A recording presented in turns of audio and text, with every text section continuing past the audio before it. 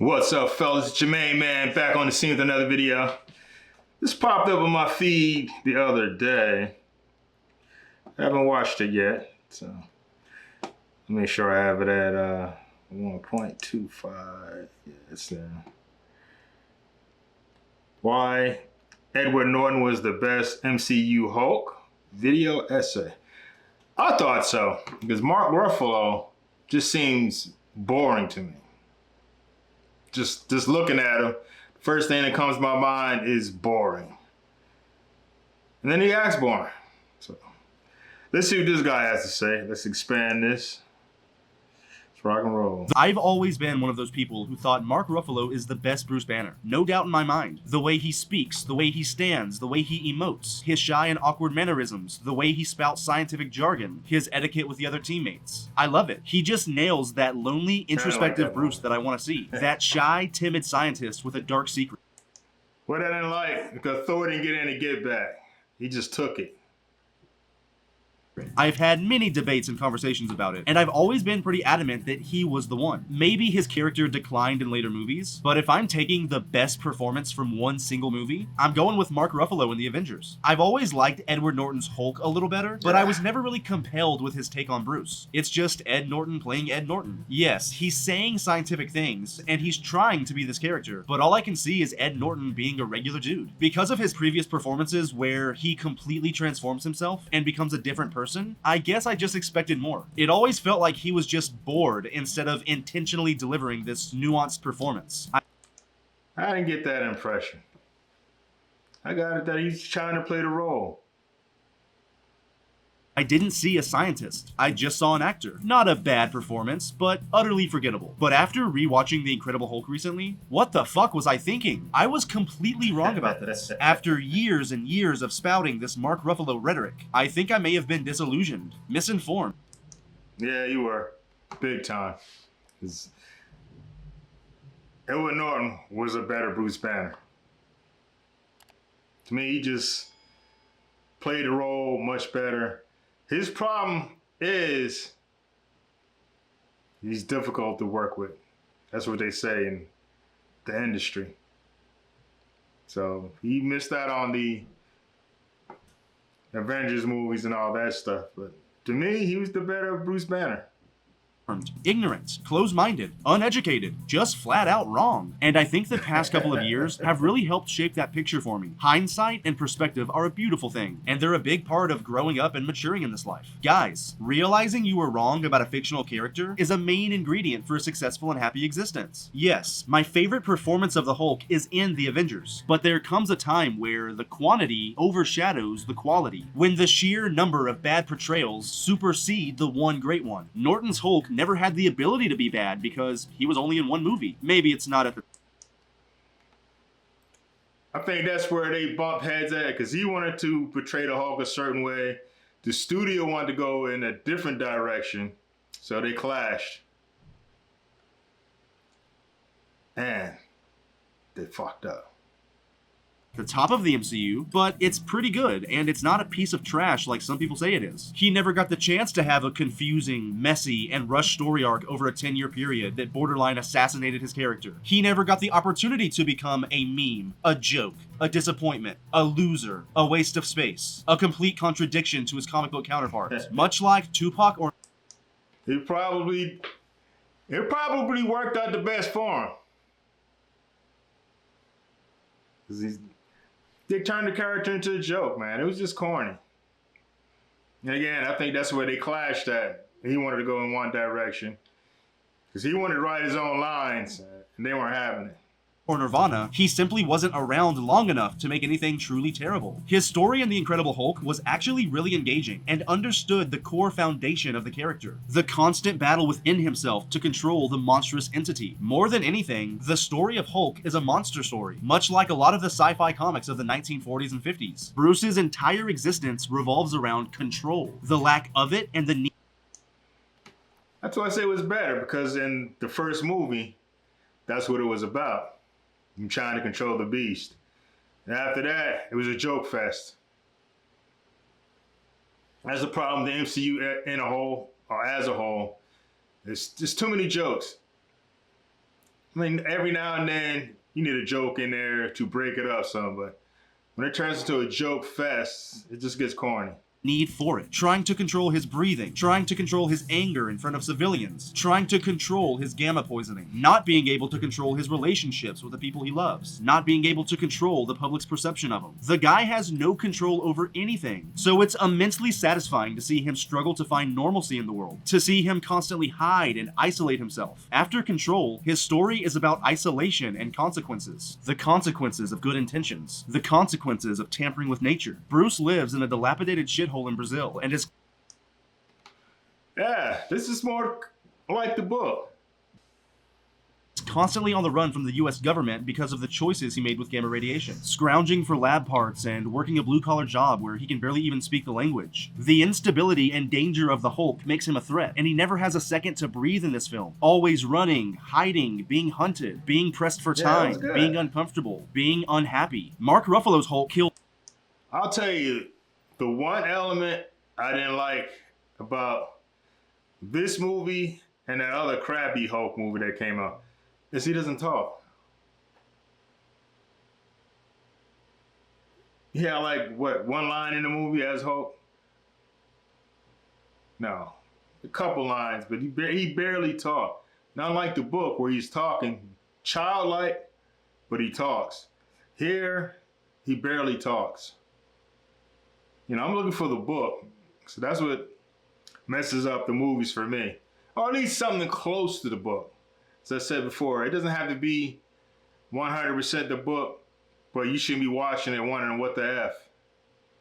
Kills multiple people in Africa during his battle with Hulkbuster and never has a single consequence stem from it. The government doesn't chase him, he doesn't have to hide, and he doesn't learn anything other than, it sucks that I got angry, wish I wouldn't get so angry. He leaves the planet, and when he gets back, the Earth is too busy fighting the next alien invasion for anyone to pay attention to him. The Accords are kind of in effect, but they never mention anyone he's ever killed or any atrocity he ever committed. Both him and General Ross are So that's where those movies fell short at. In today's Hollywood, it's just bad writing. You know, there has to be some consequences to when things happen. But in general, in many of these stories, especially with like Star Wars, the women do stuff, there's no penalty for what they do. They're just all powerful and they do no wrong. That seems to be the norm in Hollywood. Just see, that's where they mess up with current day writing. There's no trade-offs in their actions. There's always a trade-off. You do this, you get that. Forgot to do that, you ended up like this. That's missing in this Hulk. But in the first one, well, the Ed Norton movie, there was consequences to whatever he did. That's what made the movie good. I thought it was a good movie.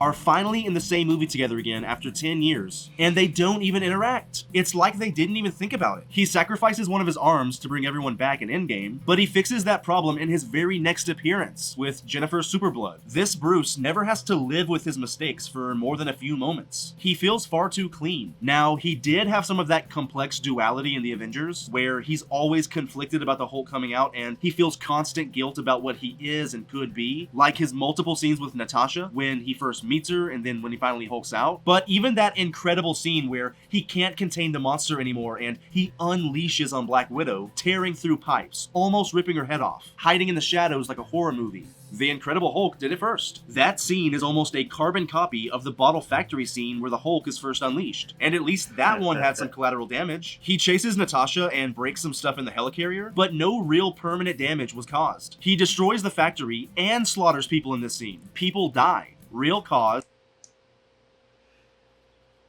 Yeah, just like I said, there's consequences to the actions.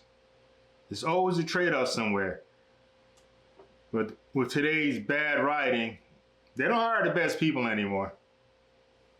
Like I said in this other video, Hollywood's problem is nepotism and activism. with real effect. And even his most emotional moment in the movie, where he talks about surviving a suicide attempt, was done first in a deleted scene from The Incredible Hulk. Yes, these moments are great and lead to an awesome fight with Thor and the amazing final battle. But that's one of the problems with Ruffalo's Hulk. They focus more on him being cool and having awesome moments, rather than focusing on the dissection of his condition, what it means to be Hulk, how it affects the people around him. He almost...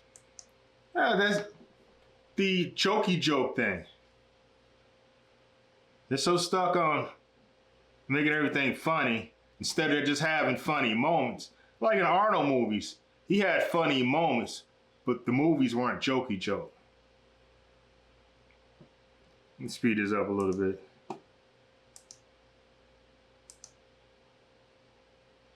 killed the love of his life when he first turned, so he vows to never make contact with her again. He can only reminisce about her and look at her from a distance. Ruffalo's Hulk doesn't even have a Betty. This entire element is taken away, and the moment they do give him a love interest, they immediately drop it so he can go be a cool gladiator. You see the heartbreak in his eyes during the scene at the university, knowing that he can never be with...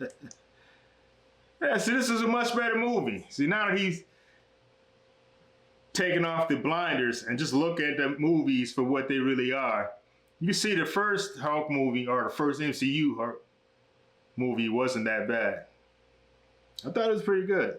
With the woman he loves because it's too dangerous. The longing in his eyes to just touch her again, kiss her, be with her. He's desperate for that intimate human interaction. It's some deep stuff. And when they do get back together, he can't even have sex with her because he's afraid he'll get too excited and Hulk out. The man has been stripped of almost every basic element of being a human, of being normal. This Hulk, not so much. He doesn't have to deal with any consequences. He doesn't have to long for the woman he loves. He doesn't have to hide from society. He's basically a celebrity with full-on merch. The public loves him and wants to take pictures with him. He becomes the king of another planet, and he doesn't feel near as tortured. He has a few moments of isolation and sadness sprinkled out through the franchise, but they're always short-lived so that we can move on to the next story. His themes never get enough time to breathe, and for that, he suffers. Even in his best appearance, where I think he is the deepest and most nuanced, he reveals in the end that he's always angry and he can transform anytime he wants to. Well, that destroys the entire purpose of his character if he can just control it whenever. It's the exact opposite of Norton's version. It's sacrificing logic and character consistency for a cool...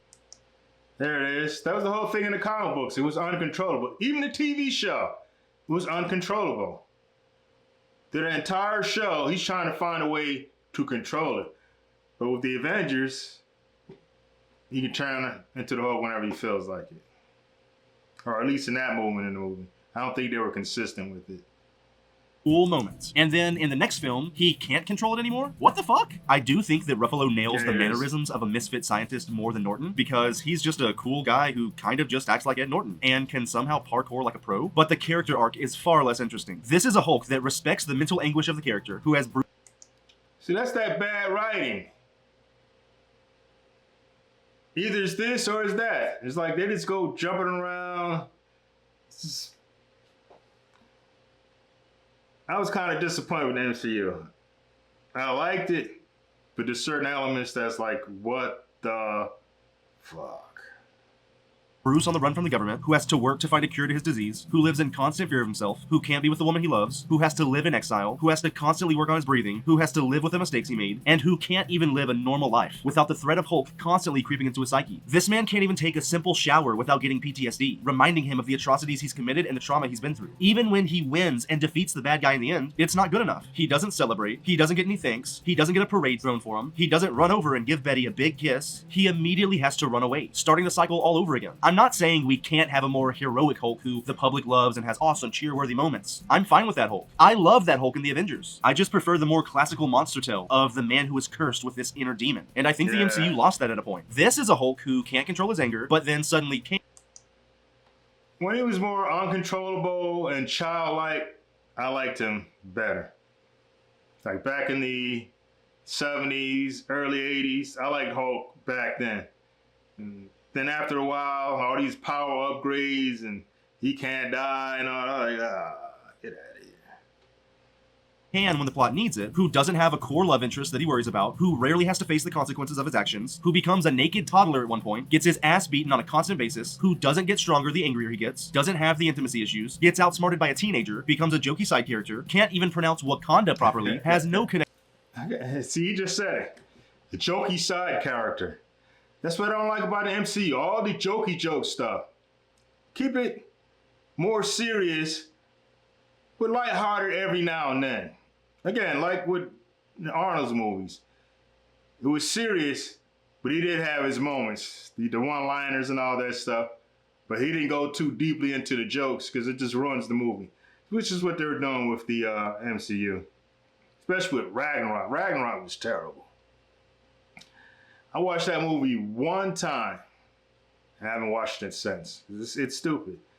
The only good part is the arena scene with Thor. That's it. The core plot, fixes his main character flaw off screen, barely takes part of the final battle to save the universe, gets outshined by his cousin who has been Hulk for like 3 days, then has his child introduced to us for the first time at a family. The whole girl boss thing. They kill me with that. Like the women do everything better than the men. Simply because she's a woman. 3 days and she's better than him already. Family cookout in a show that isn't even his. They introduce his son, one of the biggest developments of his life, in an 8-second scene. And instead of giving us time to contemplate this huge revelation, they just cut to Matt Murdock making a joke. They took Planet Hulk, one of his most famous comic runs of all time, and morphed it into a side plot in a Thor movie purely to give us laughs. I have a whole video explaining why Hulk is terrible in Endgame and the later MCU movies, so go watch that for a more detailed analysis of Smart Hulk's suckiness. But the Russos didn't know how to use him. They nerfed him, made him into a borderline comedian. These movies haven't respected him. They don't understand him. They push him to the side, use him purely as a plot device. He gets no depth anymore, no powerful moments, other than the snap, which was admittedly really cool. And I'm not even sure if they care about. I didn't care about that. My whole problem with the whole Thanos thing is he got no get back. Thanos just whooped his ass like he was nothing, and he got no get back. Same thing with Thor. There was no get back. That's what would have made it more interesting. Is if Hulk would have came back and just beat the shit out of him. Talking shit. About Hulk at this point. This Hulk dabbed different chemical mixtures into beakers to find a cure for his disease. This Hulk just dabs. This Hulk had a rivalry with Abomination. This Hulk is friendly with Abomination. This Hulk had no control of his powers, making him an unstable killing machine. This Hulk has full control of his powers, making him just Mark Ruffalo with a deep voice. This Bruce is a shy, timid guy who rarely speaks unless he has something important to say. This Bruce says things like, bruh, and shut the front door. This Bruce... Yeah, see? Yeah, sometimes people have the blinders on. When you sit back and you analyze the movie, the first one, or the first MCU Hulk, was the best. Was endlessly tortured. This Bruce endlessly tortures us. I mean, I know the fighting and destruction isn't the main part of Bruce's character, but we also come to these movies to see Hulk smash. We want to see that moment when he turns and finally starts wrecking some shit. This Hulk has a down and dirty fight with Abomination, featuring punching, kicking, stabbing, blood dripping, yelling, chain choking, grimy wrestling, Hulk smashing, thunderclapping, and using a fucking car as boxing gloves. It was awesome, cathartic, dynamic, engaging. This Hulk throws a couple guys, never smashes, then gets overpowered by a Jeep. This isn't a Hulk you fear. It's a Hulk you're supposed to think is cute. It's another adorable and cuddly Disney character that... Here it is. The jokey joke stuff. They just messed everything up with that. I'd say phase 1, phase 2, or at least most of phase 2, was good. For the most part.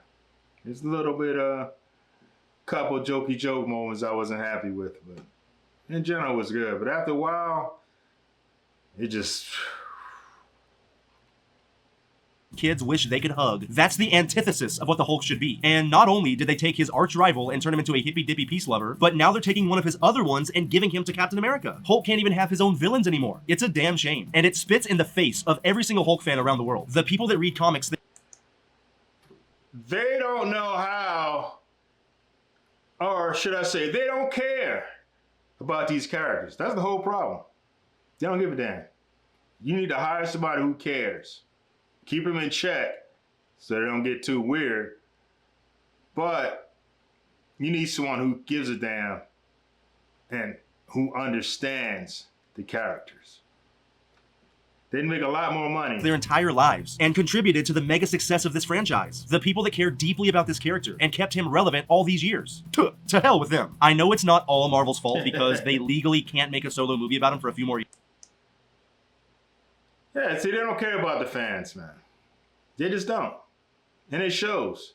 You'd make a lot more money if you gave the fans what they want. You have a built-in audience. Easy money. Jesus. Years, but this is the best you got? You can still use him as a side character, and this is what you turn him into? I'm not saying Edward Norton's Hulk is one of the greatest MCU characters to ever exist, but if he would have stayed on and continued that journey from that movie, Bruce Banner would be a far more thematically rich character, and way more enjoyable to watch. Ruffalo feels like he's a— See, but now you know why they didn't want to keep Ed Norton on. Because the direction that he wanted to go isn't what they wanted. They want the more jokey joke, side character type. He's in cruise control at this point, as if he's gotten too comfortable in the role. And I truly don't give a damn about what they do with him in the future. His son, World War Hulk, Secret Wars. I couldn't care less about this dopey Marshmallow Man story anymore. He's an embarrassment to good characters. He's an embarrassment to the character of Hulk. He's a waste of space. He gets worse. Yeah, the whole man butt thing, man. They love man butt in these movies now. And worse with every appearance, and he's just become a plot device used to get other characters to where they need to go. It's true what they say, you don't know what you got till it's gone. It's no secret that the MCU has been lacking in quality lately, and I think there is no better example of this. Lacking? It's an understatement. It's pure trash. Than Hulk. You can actually see good storytelling, compelling writing, natural emotion, real stakes, and consistent character choices die over the past 10 years. I'm sorry I doubted you, Eddie. You are by far the superior adaptation of the Jade Giant. But the real question is, do you agree with me? Who is the best version of the Hulk in the MCU? They both I agree. I wasn't sold on Mark Ruffalo. I was disappointed that they didn't work out a deal with Ed Norton. Because to me, he clearly was the better Bruce Banner. By far. No comp. But he's difficult to work with, they say. But if you're going to make more money, deal with it. Anyways, fellas, let me know what you brothers think. You like Ed Norton, Mark Ruffalo? Drop a comment below. Like, share, subscribe, and I see you brothers in the next video. Peace.